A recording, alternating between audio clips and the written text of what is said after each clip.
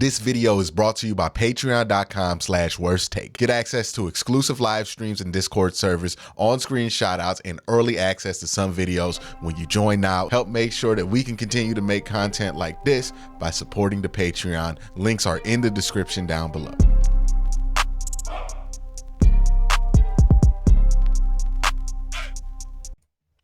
Always like to bring in guests outside of the Cleveland Browns bubble to talk about games, especially when they're covering teams that the Browns are planning to play.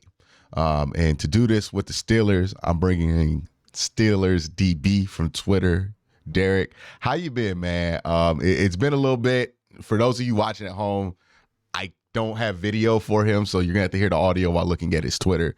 But Derek, how you been, man? Been chilling, man. Pretty good. It's been an exciting year, not just for the Steelers, but like we talked about, for the entire AFC North. A lot of teams playing some good ball, especially the Browns, the Steelers, playing some of their best ball of the season right now, trending upwards. So it's gonna be a dogfight, I think, on Sunday. I gotta ask this question to everybody who covers the AFC North. Who is the worst Mhm. defense in the AFC North right now? Oh man, it's kind of surprising, but I'm gonna say it's Cincinnati, to be Hmm. honest with you. And that's the thing is like Lou is such a good he's such a good game planner, man, and he gives some teams fits, especially when you give him time to prep. But I just think that the big difference between them and some of these other teams, I think, is really just they don't have like the game record. I think that the other teams quite do. The Steelers obviously have TJ Watt. The Browns obviously have Miles Garrett. Um, even the Ravens, they got Roquan Smith playing at a high level. They don't necessarily have the type of pass rusher that Steelers and Browns do. I like Trey Hendrickson. I like some of the pieces that they've got for the Bengals. I just don't think that they have as much of that kind of star power that maybe some of these other defenses do. And, I think that's caught up with them a little bit this season. But just like we talked about, man, like now that Joe Burrow's healthy, I mean, anything could happen. They could go on a major run here. These next like 9 weeks are it's gonna be pure chaos. I'm looking forward to it. Yeah, I don't know about you, but I feel like Miles and TJ just being in the division and us like normalizing that kind of thing where you have two guys who are definitely like first ballot Hall of Famers in the Oh same yeah. division. It kind of normalizes a level of like, oh, that's what a game record looks like. And then hmm you see somebody else's like regular game record, you're like, oh, that's not even close to what it just throws off your perception of it. Because I feel like if Trey Henderson wasn't in this division, maybe people would look at him differently, but he's just like the redheaded stepchild. Right. Because you're comparing him to Miles and TJ, and it's not a Yeah. favorable comp for anybody who's regular good. Yeah, Hendrickson's turned into quite the player since he got to Cincinnati. I'll be honest.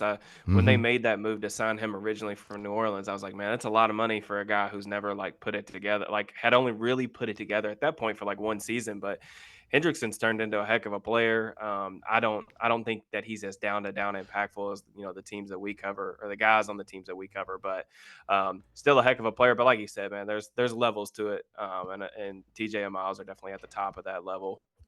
Yeah. It's just it's insane that they're both in the same division. They could Yeah. almost be on the same team because the Browns had to pick to get there.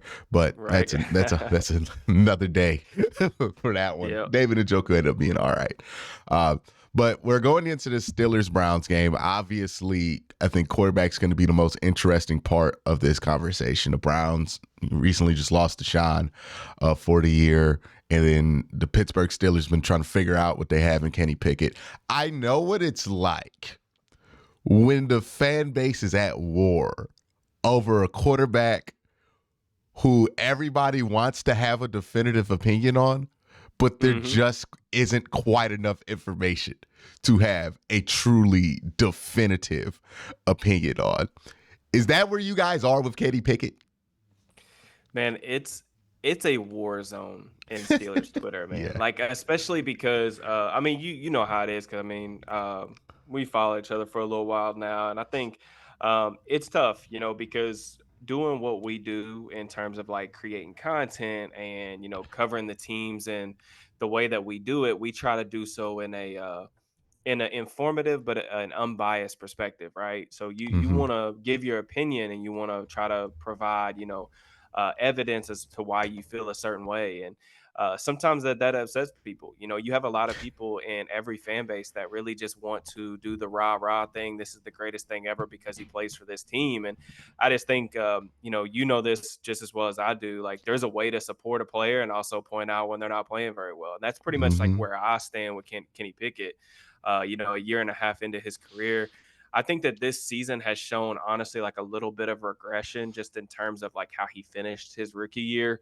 The numbers are what they are. Like, people can point out like the counting stats, and that's really not the focus of like where I'm at with it. It's just, he's bottom five in the efficiency stats. We're just not seeing enough progress in terms of a real, like, providing a real passing game threat that you need. And with Pickett, he was never going to be this, I think, game changing type quarterback, this like elite guy. He doesn't have that type of tools, Hmm. but I think that it was realistic, and maybe it still is. Hopefully, that he'll be able to be a solid starter, a guy that you can definitely win a lot of games with. I mean, they're winning games with him right now, but there's just he still has so far to go, and like, especially like, this Sunday against a Browns defense that's playing as well or better than everybody else in the league.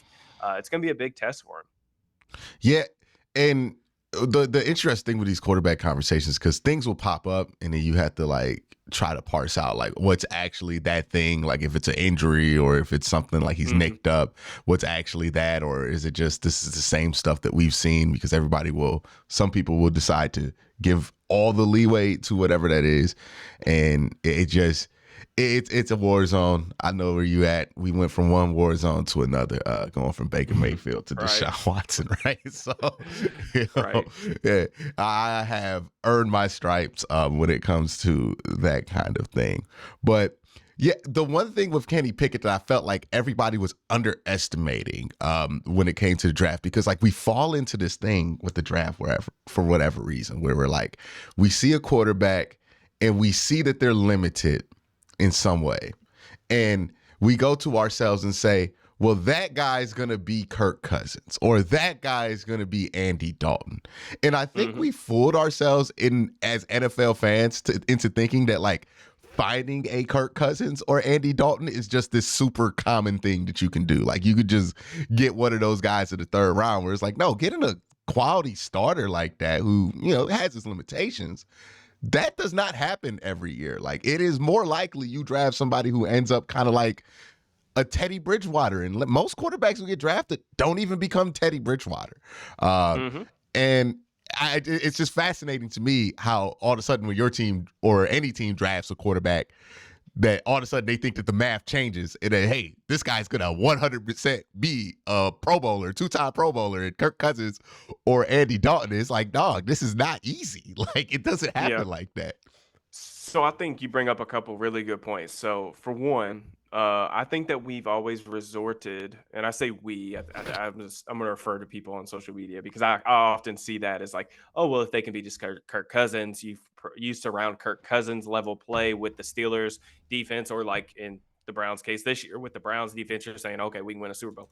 That is potentially true. Okay. Like, I don't know. A rookie contract Kirk Cousins level quarterback is probably true. For one, Kirk Cousins has been balling the last couple Mm-hmm. years. I mean, Kirk Cousins is probably somewhere in that, like, I don't know. I don't do quarterback rankings. There's guys you win because of, there's guys you win with, which I think is where Cousins falls. And then there's guys that you win in spite of.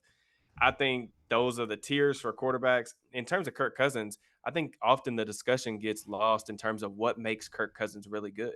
Like, Kirk Cousins throws really well in terms of like fitting in O'Connell's system of like those in breakers and throwing with anticipation, throwing with on time. Mm-hmm. Cousins is one of the best quarterbacks in terms of working within the pocket and helping out his tackles in terms of making sure he's at the right depth, making sure that he's not running himself into pressure. So there's things that Kirk Cousins does well, even if he doesn't have the overwhelmingly physical talent that some of the other elite guys do, that I think we get lost on as far as like, oh, these young quarterbacks. A lot of young quarterbacks come in, they don't know how to navigate the pocket. They don't throw with anticipation. They can't access the middle of the field.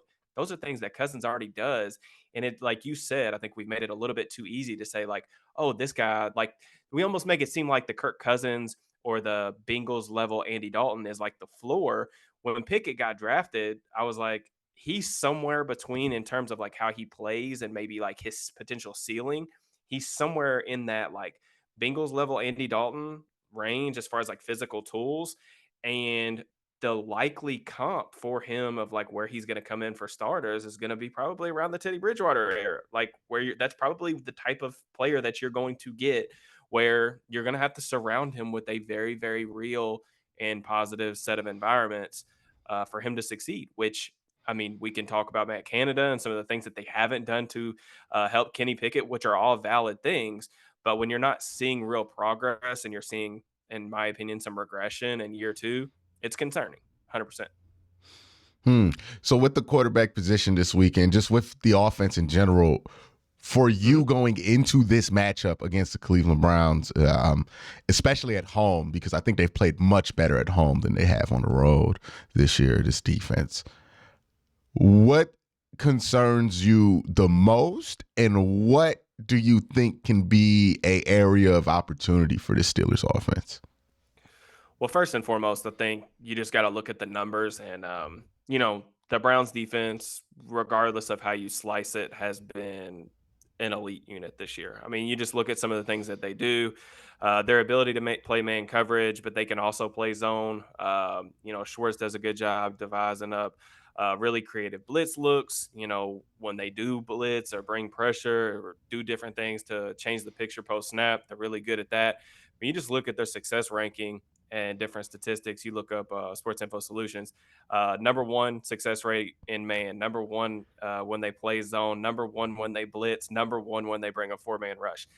I've never seen that before, ever. In the 3 years that I've had that subscription, I've never seen a team light up the board like that.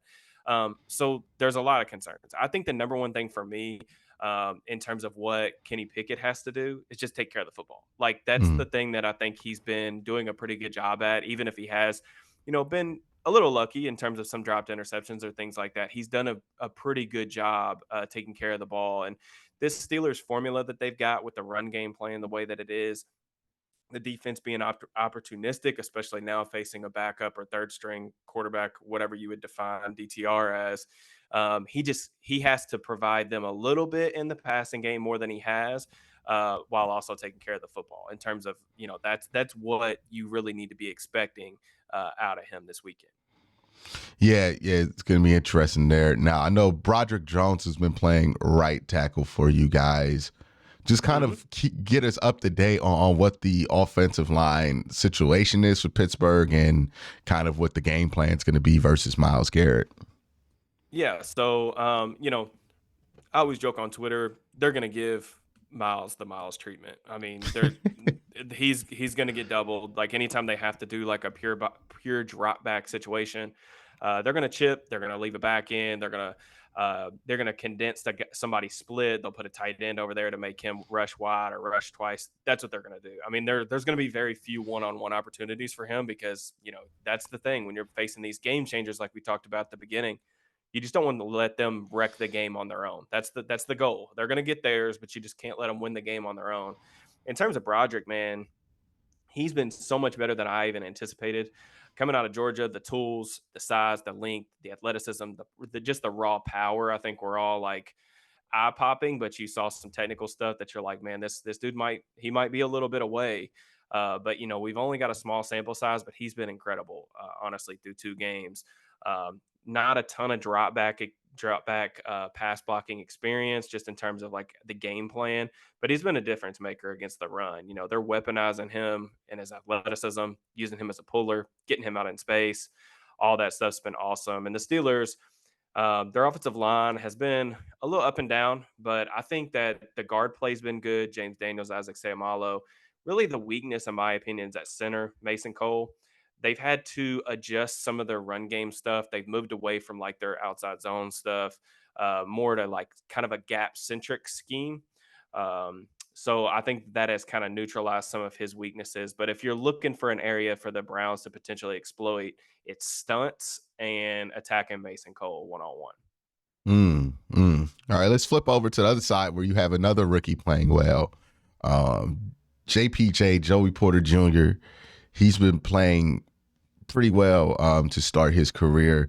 Now, when you guys played the Browns week 2, I believe that was when he wasn't getting as many snaps, right? He was getting Yeah. like 10, 12 snaps or something like that. He was Yeah, just he was starting to only get on the playing in field. the dime. Yeah. So now he's kind of out there as basically one of your corners the whole game. Is that correct? Yep. Yep. He's Yeah. playing. Yeah, he's starting and playing really well. Yeah. So, and what I always find interesting with like corners, especially like physical corners like Joey Porter Jr., is always a crapshoot on what that's going to look like when they go up against like a veteran route runner. Have you felt like he's gotten up to that test with somebody who's is skilled or as physical as like Amari Cooper before? And how did that go with him? And do you anticipate any problems for him this weekend? Yeah, so over the past, I would say month, really when he kind of took over that like starter role on the left side, they've asked him to do quite a bit. He shadowed DeAndre Hopkins all over the field. Hopkins, obviously a different type of receiver, physical, contested catch guy, excellent hands. A good route runner, but not necessarily a separator.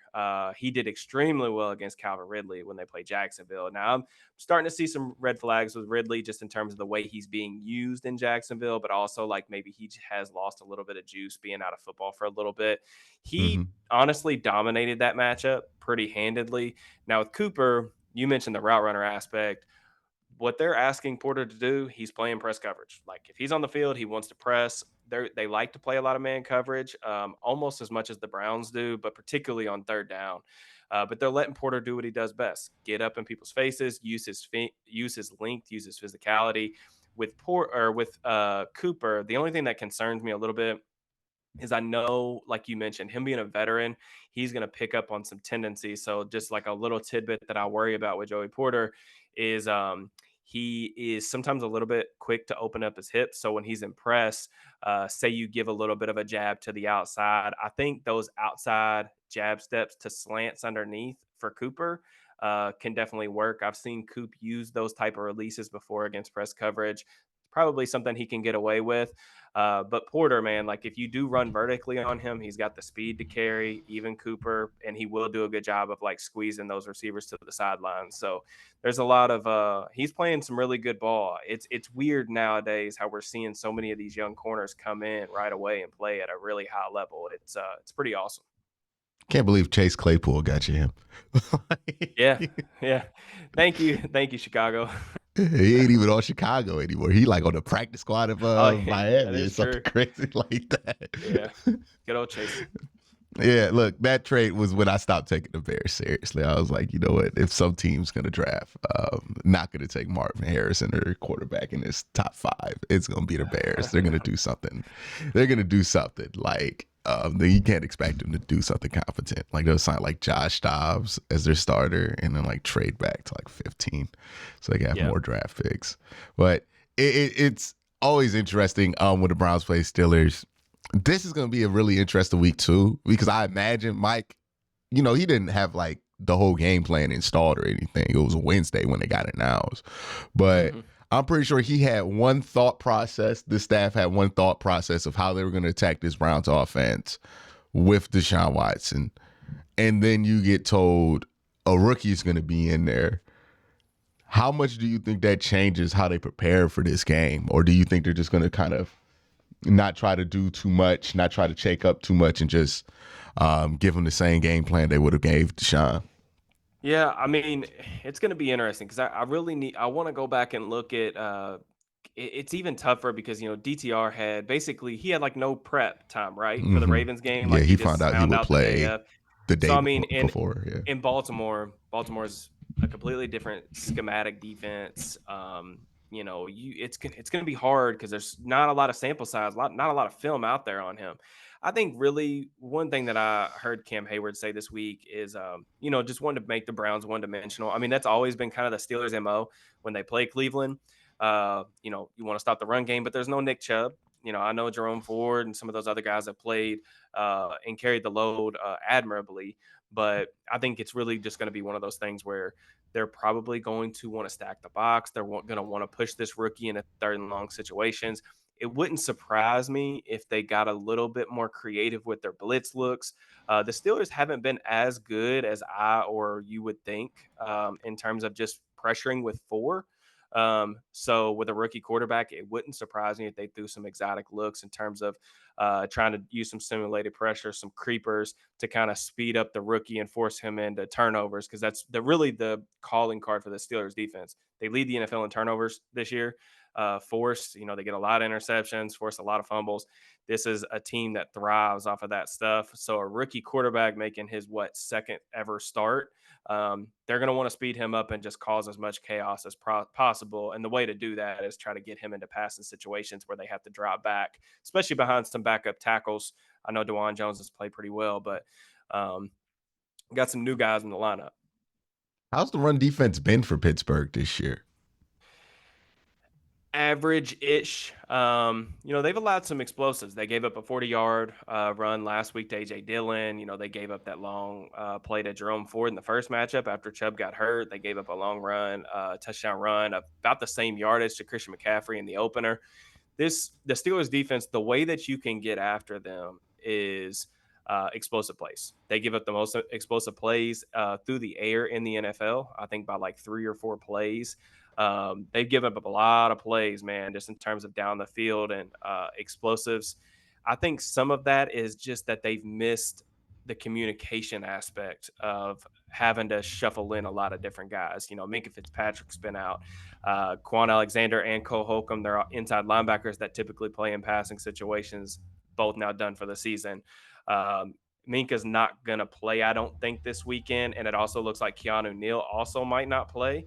So Mm, those two guys not practicing this week is not a great sign. They're having to shuffle in some guys. And also, the Steelers secondary and their second and third levels in particular, they just lack a lot of speed. I mean, Patrick Peterson played really well last week against the Packers, but you look at like guys like him and Levi Wallace, you can if you can get them in man coverage situations and you can protect the quarterback long enough, you can take some shots down the field because they can't win foot races. So that's kind of how you get after the Steelers defense is you need some splash plays and you need to convert in the red zone.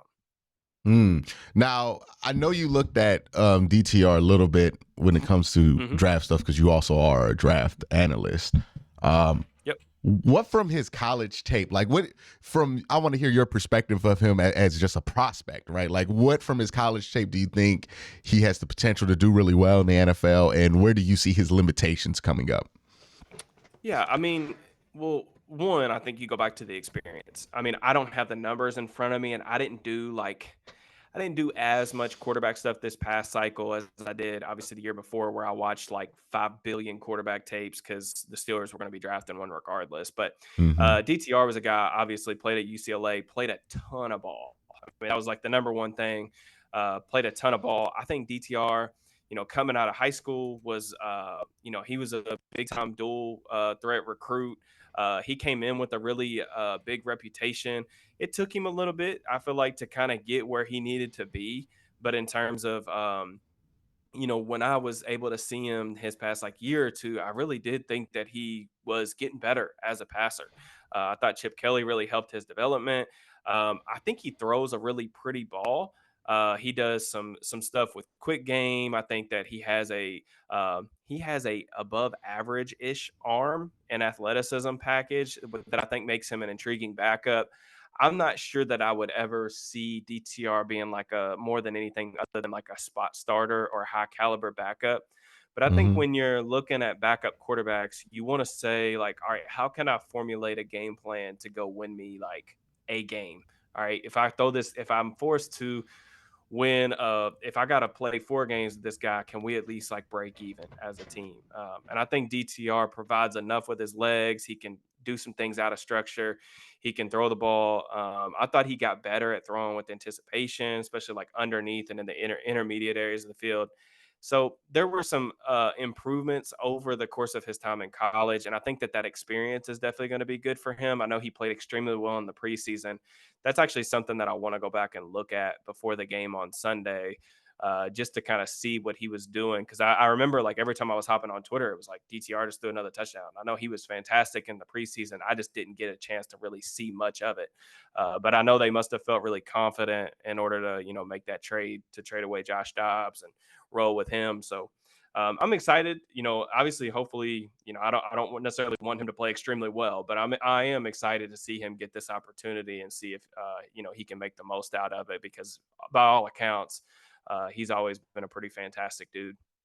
Yeah, it was funny too because if you go back to August, nobody who watched Browns practice thought that Josh Dobbs was any good during the practice Yeah, periods, right? He was really bad in camp for the Browns. So like when we got rid of him for a 5th round pick, we're like, oh yeah, there we go. Like, yeah. but it turned out that I guess he just had a bad camp because he's turning around right now. So good for him. I'm happy for Josh Dobbs. I mean, if there's 2 franchises that should be happy for Josh Dobbs, ironically enough, Oh it's yeah. the 2. He spent the most time with these 2 teams. So that's just good for him, man. 7 years into the league, finally getting his break. The thing with DTR that I find interesting is there seems to be like a dissonance between like since he can move a little bit, and since he is athletic. I think that a lot of people like the thing that I was hearing locally from people is like, well, he plays the same way that Deshaun does. And when it comes to play style, I think DTR is more comparable, and not saying he is this player, but more comparable to like how Brock Purdy plays or how, I you would want agree. Jacoby Brissett to play in this offense, right? He is more of a put him in structure, put some things around him, simplify it a little bit, but he's not, Deshaun is set him back and empty. Let me look at it. I'm going to get the ball to somebody. Like it's a different style of football there. And I think it Yeah. makes sense that now that he's out for the year, they're like, okay, we're just going to change the offense back to what we did with Jacoby. Yeah, and I think with DTR, man, I think you mentioned it. He does have like just enough like playmaking chops in terms of being able to extend the play. Like he is more willing to play within the pocket than a guy like Deshaun is, in my opinion. Deshaun is Mhm. he's what I call like a chaos quarterback. He thrives under chaos. Like you just got to let him do exactly what he wants to do. Now DTR, I feel like over the course of his time at UCLA, got more comfortable playing from within the pocket, playing on time. Like I said, throwing with a little bit more anticipation. But having said that, he's a above average to good athlete. So I think Mhm. he's an even better athlete than a guy like Purdy is. So when you do let him, like if he does, scramble 1 or 2 times or whatever else, like he has the ability turn to what like Purdy may pick up a first down, DTR may be able to get you an explosive play, get you 20 yards or something like that. The big thing with DTR, I think, with that would concern me if I was a Browns fan in this matchup is he going to consistently be able to throw the ball down the field enough to Mm. test the Steelers secondary? That's going to be the key because Stefanski, I know he's a polarizing figure among Browns Twitter because that's just how it's always been, like going back to the Baker days. It seems like either people love him or hate him. I've always admired a lot of Stefanski's like game planning stuff. I think that he does a good job playing to his player's skill set. That's just my opinion from the outside looking in. But Well, you one know thing that how I'm it is. curious of, Everybody yeah, wants to fire their coach. Like people yeah, want Mike Tomlin fired. That's how oh I'm yeah, like, all yeah, right, yeah. Something goes it's wrong, fire the whatever. coach, right? All the time. Yeah.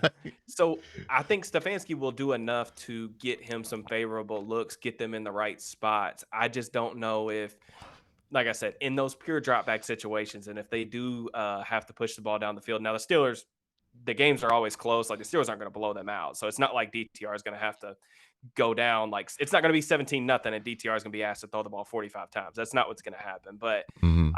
I'm curious on if like the deep ball accuracy and the precision down the field is going to be there enough because.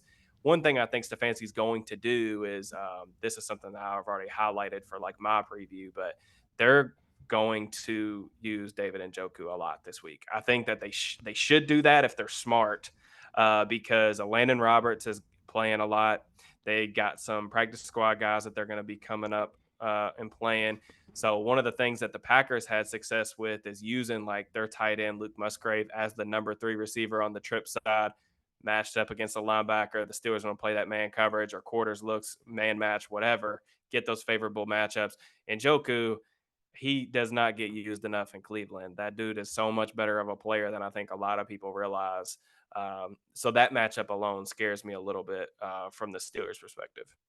Yeah, he's been something else this year too. Really difficult to tackle as well. They've only been the issue with him is that they've struggled getting him the ball within the regular structure of the offense. It usually Yeah. has to be kind of like a special play that they draw up to make sure that David gets the ball. But we'll see here, right? I think the things that DTR, in my opinion, he excels at is he does throw like those slants in the middle of the field pretty well. I think he does do Yep. that, throw with anticipation. If it's within 20 yards, he can put excellent zip and sometimes really good ball placement on a football. The thing that I get concerned with DTR is that deep ball accuracy just it's erratic at times. Like sometimes it's just like he can throw it really far, but it's not where he wants it to go. Sometimes it's he can't even get it down the field. That's the biggest thing with DTR where I get a little concerned. I think I've heard people float like a 2-quarterback system, and again, I just think people's evaluation of these 2 quarterbacks with DTR and PJ Walker are kind of like weird because it's not what you see at all. But Mm-hmm. I've heard like people are like, hey, how about you have PJ Walker come in there and be the regular quarterback and then DTR be the athlete? And I'm like, I would think you would want it the other way. Because if you want somebody to do something athletic and then throw the ball deep, potentially to catch the Steelers on a look, PJ Walker is much more equipped to do that. He throws a better deep ball. Yeah. But it's just, again, when you get to quarterbacks, especially like once they're not the starter, the evaluation on them gets pretty weird because people just kind of see one or two traits and go, okay, he's like this guy. Yeah, I think it honestly goes back to what we were talking about though. Like I'm sure you've had these conversations, not just on this channel, but just across this landscape of time of like, dude, it's really freaking hard to play quarterback. Like Yes. it's really hard to play quarterback. And like people that constantly complain, like this has always been like my thing too, is like people constantly complain about the backup quarterbacks. They'll complain about Trubisky or they'll complain about, DTR or whatever. And it's like, dude, do you guys not realize that we don't even have 32 qualified starting quarterbacks in the league at any given time? Like we don't even have No. anything close. Like not even Like anything close. I'm just sitting you here will have looking. 20 people you can watch on an NFL Yes. at any given Sunday, and like 15 of those 20 are good. Maybe Yes. 15. Yeah, I mean, and it's grasping at straws. Like once you get to like the later teens of like, okay, is this dude bearable? And then you're like, once you get into like the 20s of like where people would like do their quote unquote rankings, it's more about like, okay, this dude's bad, but at least he's fun to watch. Like that's basically where you're at. Like, dude, the backup quarterback landscape, it's a total crapshoot. Like I said, it's really game plan specific. I did want to look up DTR's deep ball accuracy because that was something that definitely I remembered when watching him live that I just never really felt like he had that kind of in his bag. He was 14 for 50 on deep balls in 2021, and then in 2022 he was 14 for 40. So completion percentage well below average. I want to say for college. I mean, for NFL guys, typically you want that in the at least 40-ish range. But in college, if you're sitting there, in the 30% range, it's not great. But Yeah. so that's definitely something to look at. Yeah, it definitely is there something to look at. But DTR, just interesting conversation that we can have about him. But Derek, thank you for coming on, previewing the Steelers for us. Let them know where they can find you, get more of your content. I know you do film breakdowns. And if you really want to get the lowdown on what the Steelers do or just teams in general do, I think his film breakdowns are excellent. Let them know where they can find all of your stuff, man. Yeah, just at Steelers_DB on YouTube and Twitter. And yeah, I appreciate you having me on, man. It's always good to talk some ball. Hopefully, my thing, man, I just hope we get a competitive game. I hope we get a good game on Sunday that will make it easier for both of us to make content. But I would also prefer it one way or another. I would like to avoid a like stressful heartache situation to where this game comes down to the very last play, like this every Steelers game since like the beginning of time seems to. So I want a close game, but maybe not one that comes down to like 3 seconds left. So if they can do that for me, I'll be happy. The Steelers and the Browns are both looking at you like, dog, have you not seen both of our Yeah. movies this year? Like, Yeah. I'd be shocked if it doesn't come down to that. Well, what I do think is going to happen in this game is you're going to see like what a combined, probably a combined at least. I don't know what the Bet over the under is under. on rushing attempts, but Over on the rushing attempts, under on points. yeah, because that over's at like 62. Like take the over because it's probably gonna be like 70 rushing attempts. Like both teams don't really want to throw the ball that much, and both defenses, I think you could feel like okay, maybe we could get them up the middle. We can gap them up the middle a little bit, but that's gonna be it for today's video, y'all. Y'all have a great day. Have an even better night. Thank you, Steelers DB, for coming on here. Everybody else, peace.